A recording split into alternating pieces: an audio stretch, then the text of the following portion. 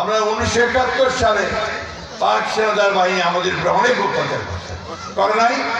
বাড়িঘর ছেড়ে চলে গেছিলেন না ইন্ডিয়াতে, বাড়িঘরগুলো সব পুড়াই দিচ্ছে না।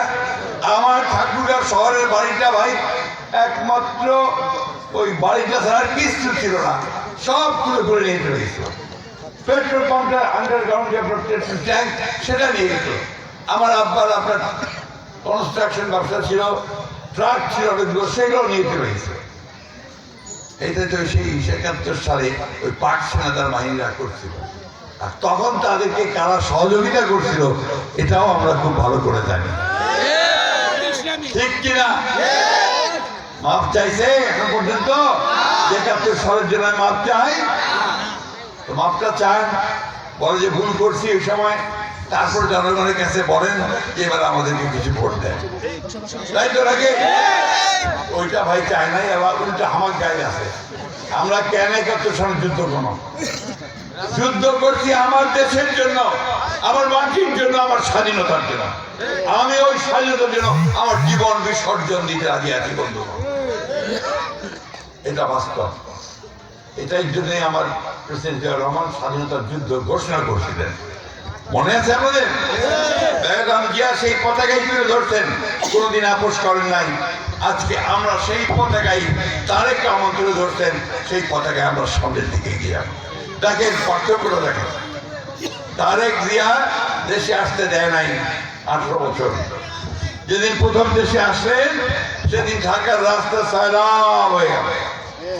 আমাদের লোক এমন ভাবে এয়ারপোর্ট থেকে ওই আপনার যেখানে মিটিং হবে সে পর্যন্ত দাঁড়াইলো, গাড়িটা আসিয়া হয় না, ওই 2.5 ঘন্টা রাস্তা লাগলো, 4 ঘন্টা রাস্তা।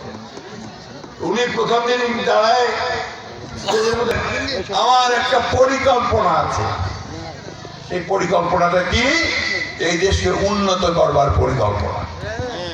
প্রথম চিন্তাই এটা, দেশকে উন্নত করতে চাই, সেই কাজ তিনি শুরু করেছেন।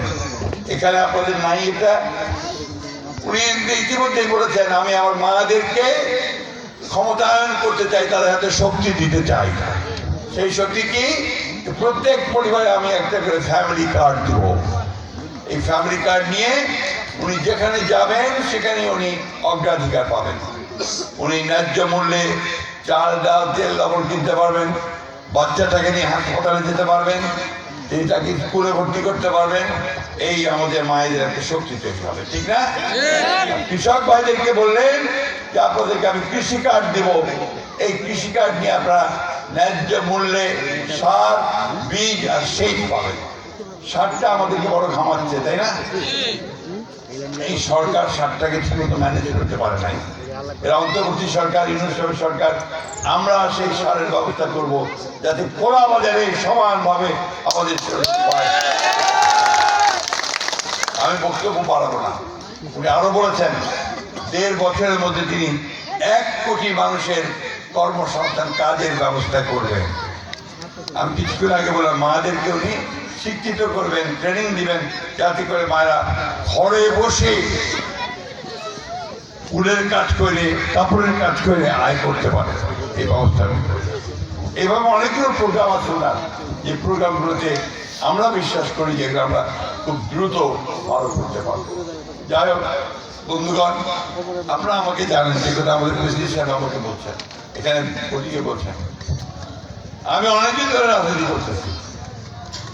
রাজনীতিবিদদের সঙ্গে সম্পর্কে লোকদের একটা কেমন কি বিরূপ ধারণা থাকে, তাই না? আপনাদের দোয়াতে, আল্লাহর হুকুমে আমি সবচেয়ে বেশি, যেটা আমার প্রাপ্তি, আমি যে জিনিসটা পেয়েছি রাজনীতি করে, তা আপনাদের ভালোবাসা পেয়েছি, জনগণের ভালোবাসা পেয়েছি। সারা দেশের মানুষ আমাকে অন্তত এই কথা বলে যে লোকটা খারাপ না, লোকটা ভালো লোক, না?